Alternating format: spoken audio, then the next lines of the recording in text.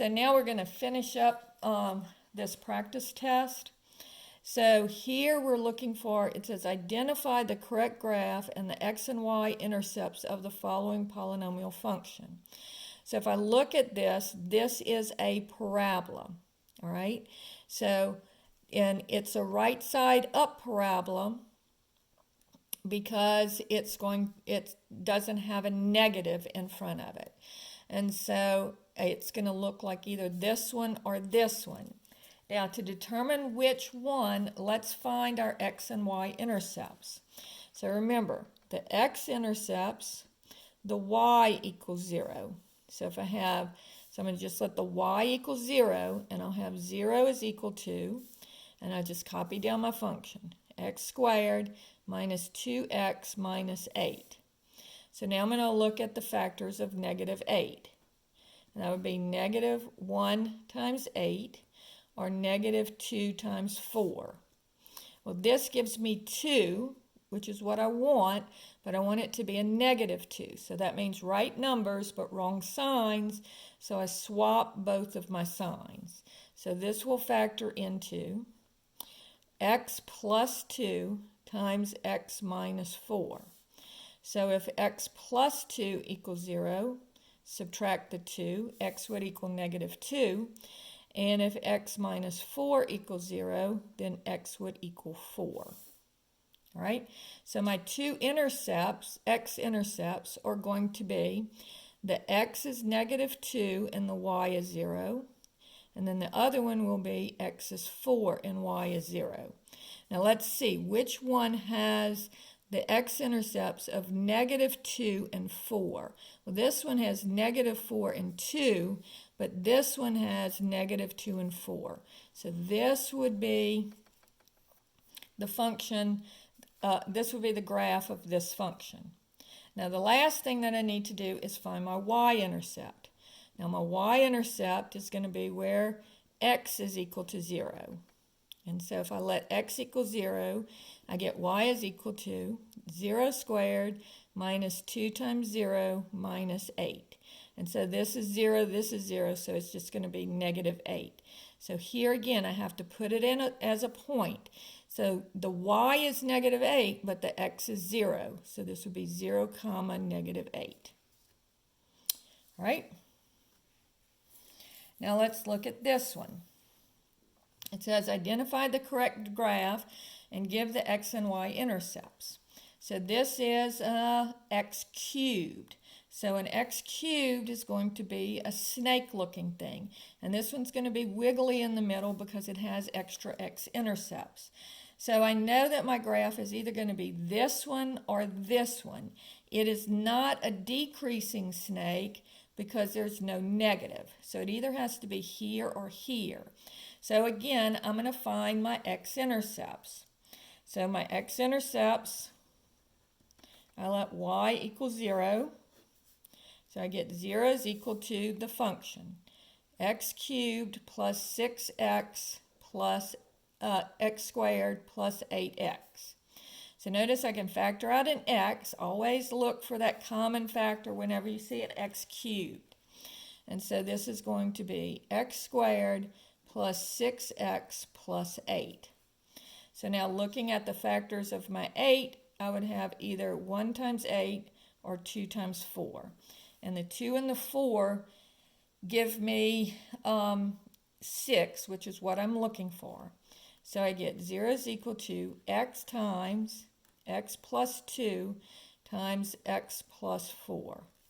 So I have x equals 0 as one of my x-intercepts. X equals, x plus 2 equals 0. Subtract the 2, x equals negative 2. And x plus 4 equals 0. Subtract the 4, x equals negative 4. So we said it was out of this one or this one. So I'm looking for where my x-intercepts are 0, negative 2, and negative 4. So this one has negative 4, 0, and 2. This one has negative 4, negative 2, and 0. So this would be the graph of that function. My x-intercepts are, and remember the y is 0. So it would be 0, 0, negative 2, 0, and negative 4, 0. And then to find my y-intercept, I let x equal 0. So y here would be, just let all the x's equal 0. 0 cubed plus 6 times 0 squared plus 8 times 0. So this would be 0 plus 0 plus 0. And so notice whenever one of my x-intercepts is 0, 0, then my y-intercept will also be 0, 0. All right, so this one now says, identify the correct graph, the x and y intercepts of the following polynomial, and express all points as ordered pairs. All right, so first let's look at the graph. So this is going to be x times x times, and notice this is negative x. So this would be negative x cubed. So this is x cubed is a snake, but the negative reflects it. So remember, this will be a decreasing snake. So let's look at our graphs. So this one is a decreasing snake, but notice this one is an increasing snake, this one is a decreasing snake, and this one is an increasing. So I can eliminate this one and this one. So it's out of these two. So let's find my x-intercepts. So my x-intercepts, and it's already factored. I really don't have a whole lot of work to do here.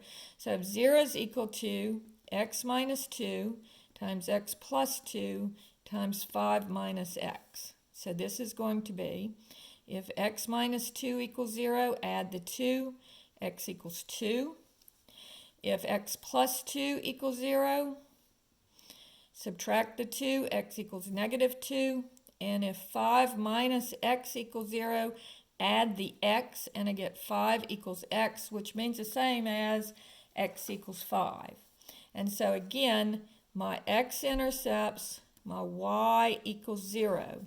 So when I write my x-intercepts, my y will always be 0.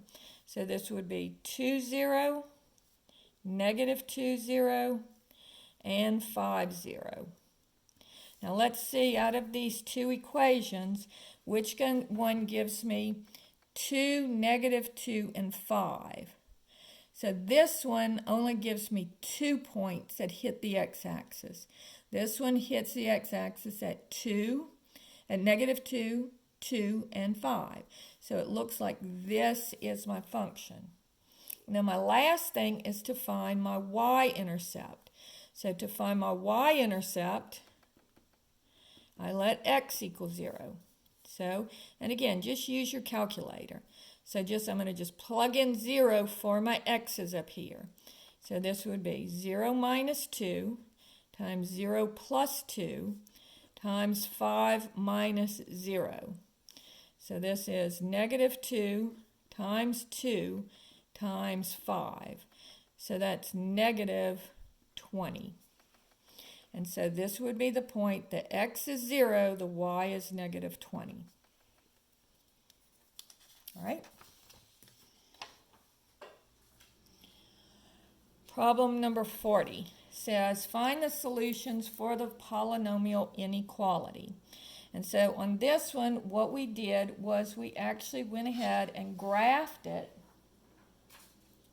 and then we found out where it was below or above the y-axis. So the first thing I need to do is I need to bring everything, set it greater than or equal to 0.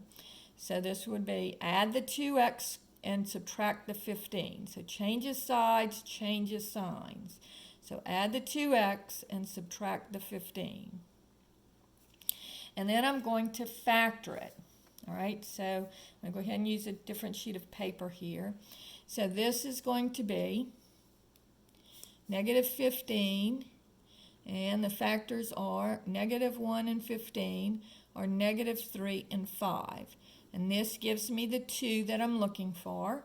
And so this factors into x minus 3 times x plus 5.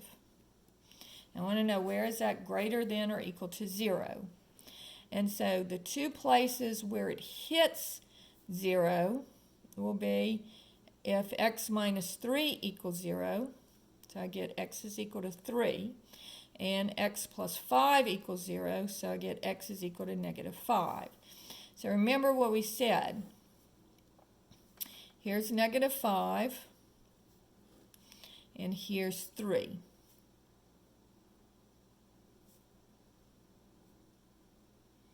And these are the two places where it hits the x-axis.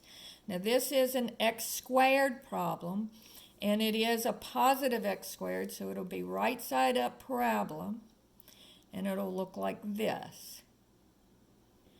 And then I want to know, where is this graph greater than or equal to 0? Now what does it mean to be greater than or equal to 0? This is saying my y-coordinates are positive or 0. All right, so the y-coordinates, remember this is 1, 2, 3, and this is negative 1, negative 2, negative 3. So my y-coordinates are positive on this part of the graph and this part of the graph. And so looking at my number line, I would want to color in over here, and I would want to color in over here. So looking at my x-axis, I'm starting at negative infinity is over here, infinity is over here. So from negative infinity to negative 5, and this would be, because of the equal to sign, it would be a bracket, union from 3 to infinity. So remember, whenever it's an equal to sign, you want to include these points because that's where it's equal to 0. So that's problem 40. All right, now on this one, they're asking us for the degree, 41, and the degree is the highest power of x. So the highest power of x is squared, so my degree would be 2. And then my leading coefficient is the coefficient for that term. So my leading coefficient would be 9. Now notice, this is a parabola, and it's a right side up parabola because the x squared is not negative. And so x squareds are parabolas, and so it looks like this. So then it's asking about the end behavior. So on the end behavior, when x goes towards negative infinity, notice that y is going up towards positive infinity. And when x is going towards positive infinity, what's the y doing? Also going up towards positive infinity. So s of x goes towards infinity as x goes towards negative infinity, and it goes towards infinity as x goes towards positive infinity. Okay? So in problem 42, it says, find the degree and leading coefficient of s of x. And so here, the highest power of x is 3, so my degree would be 3, and my leading coefficient is 2. So since it's an x cubed, remember x cubes look like snakes. And so when I'm looking at my end behavior, and this one is a positive x cubed, so it's not going to be flipped upside down, it's going to be an increasing snake. And the end behavior is going to be, as x goes towards negative infinity, what's happening to my y? Well, it's going down, right? So it's also going towards negative infinity. But as the x gets bigger and bigger and bigger and goes towards infinity, what happens to my y? It's going up, and so it's also going to infinity. All right, so that's 42. Question 43 says, find the degree and leading coefficient of g of x.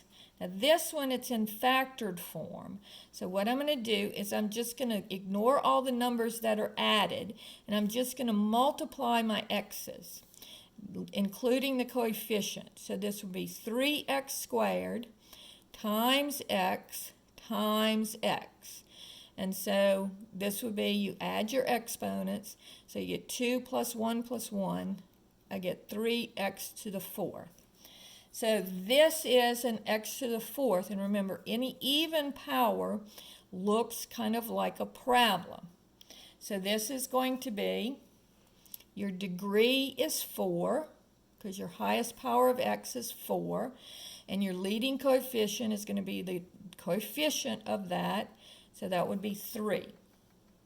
And then notice that both of them are going towards infinity, because both of them are going up. So it would be infinity here and infinity here.